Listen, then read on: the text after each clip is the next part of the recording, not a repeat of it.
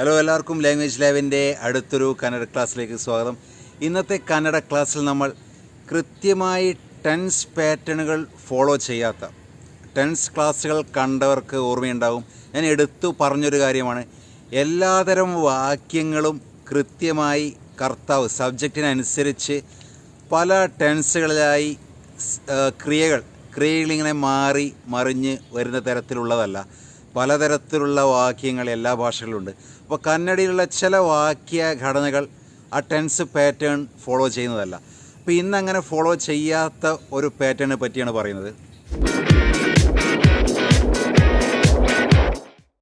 ഇത് ഈ സിനിമ കണ്ടുകൊണ്ട് കന്നഡ പഠിക്കാം എന്നുള്ള ക്ലാസ്സിൽ ഇതിലുള്ള ഒരു നേഴ്സ് പറയുന്ന ഒരു ഡയലോഗുണ്ട്. ಯಾವುದೇ ಕಾರಣಕ್ಕೂ ಅಡಿಗೆಗೆ ಬೀಟ್ರೂಟ್ ಮಿಸ್ ಮಾಡಬಾರ್ದು, ಯಾಕೆಂದ್ರೆ ಅದು ಹಾರ್ಟ್ಗೆ ತುಂಬಾ ಒಳ್ಳೆಯದು. ಸರಿ, ഇവിടെ ഞാൻ പറഞ്ഞിരുന്നു മിസ് മാഡ്ബർദു, മിസ് ചെയ്യരുത്. ഈ അരുത് എന്നുള്ളതിൻ്റെ തുല്യമായ കന്നഡ ഉപയോഗമാണ് ബാർദു. നമ്മൾ ചെയ്യരുത്, പറയരുത്, പോകരുത് എന്ന് പറയുന്നത് പോലെ ഈ ബാർദു ചേർത്ത് ഹോഗ്ബർദു, മാഡ്ബർദു, ഹേൾബർദു ഇങ്ങനെ ആയി മാറും. അപ്പോൾ എന്തെങ്കിലും ഒരു കാര്യം അരുത് എന്ന എഫക്റ്റിൽ പറയണമെങ്കിൽ നമ്മൾ ബാർദു ചേർത്താണ് പറയേണ്ടത്. വേറൊരു കാര്യം, ഇത് ബാർദു എന്നാണെങ്കിലും പലപ്പോഴും സംസാരത്തിൽ ആ അങ്ങോട്ട് ചിലപ്പോൾ നീട്ടി പറയണമെന്നില്ല, ബർദു എന്നായിരിക്കും ചിലപ്പോൾ പറയുന്നത്. ബാർദുവിൻ്റെ പ്രത്യേകത, ഏത് വാക്യത്തിലും ഈ ബാർദു ചേർന്ന് വന്ന് കഴിഞ്ഞാൽ സബ്ജക്റ്റിനനുസരിച്ച് അവളു, അവര്, ഇവളു എന്തുമായിക്കോട്ടെ സബ്ജക്റ്റ്, അതിനനുസരിച്ച് ക്രിയയ്ക്ക് മാറ്റം വരുന്നതല്ല. ഒരു ഉദാഹരണം പറഞ്ഞാൽ, അവളീಗ ಹೋಗ್ಬರ್ದು, അവൾ ಈಗ ഇപ്പോൾ ಹೋಗಬರ್ದು.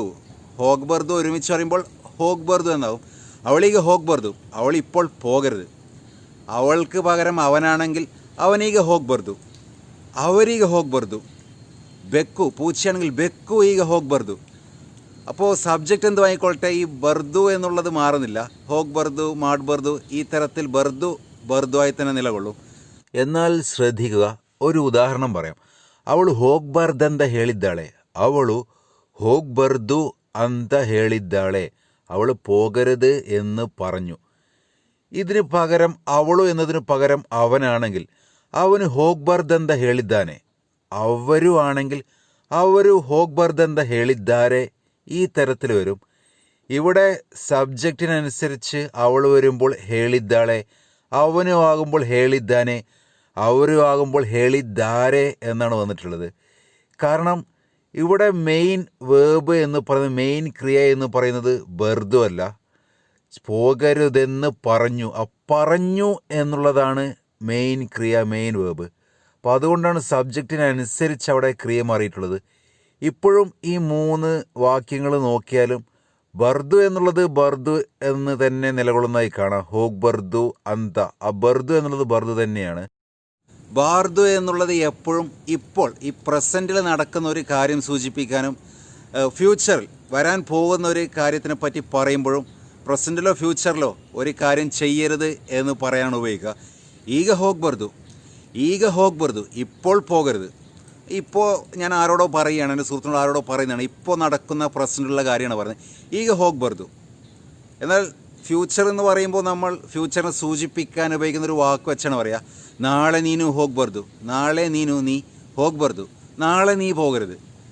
അപ്പോൾ മുമ്പ് ടെൻസ് ക്ലാസ്സിൽ പറഞ്ഞത് ഓർമ്മിക്കുക, ഫ്യൂച്ചർ ടെൻസ് ആയാലും സിമ്പിൾ ഫ്യൂച്ചർ, സിമ്പിൾ പ്രസൻറ്റ് ഒരേ പാറ്റേൺ ആണ്.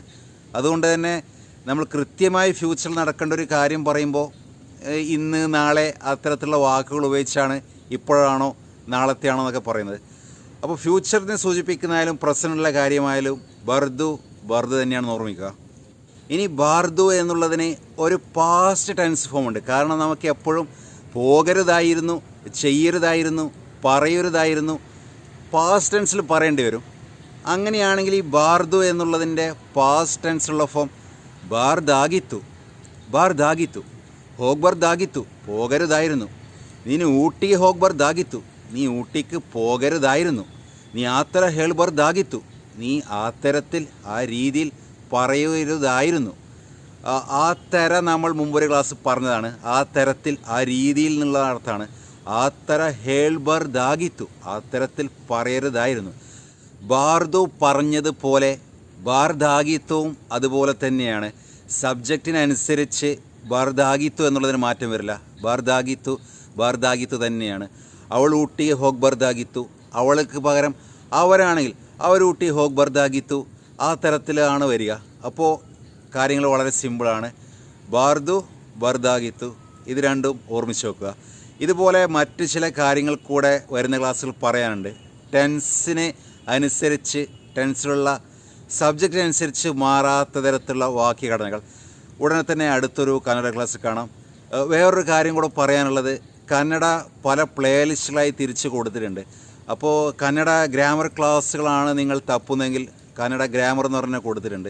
ടെൻസ് സംബന്ധമായതാണെങ്കിൽ കന്നഡ ടെൻസസ് എന്ന് പറഞ്ഞാൽ കൊടുത്തിട്ടുണ്ട്. വൊക്കാബുലറി ആണെങ്കിൽ ആ തരത്തിൽ തന്നെ കൊടുത്തിട്ടുണ്ട്.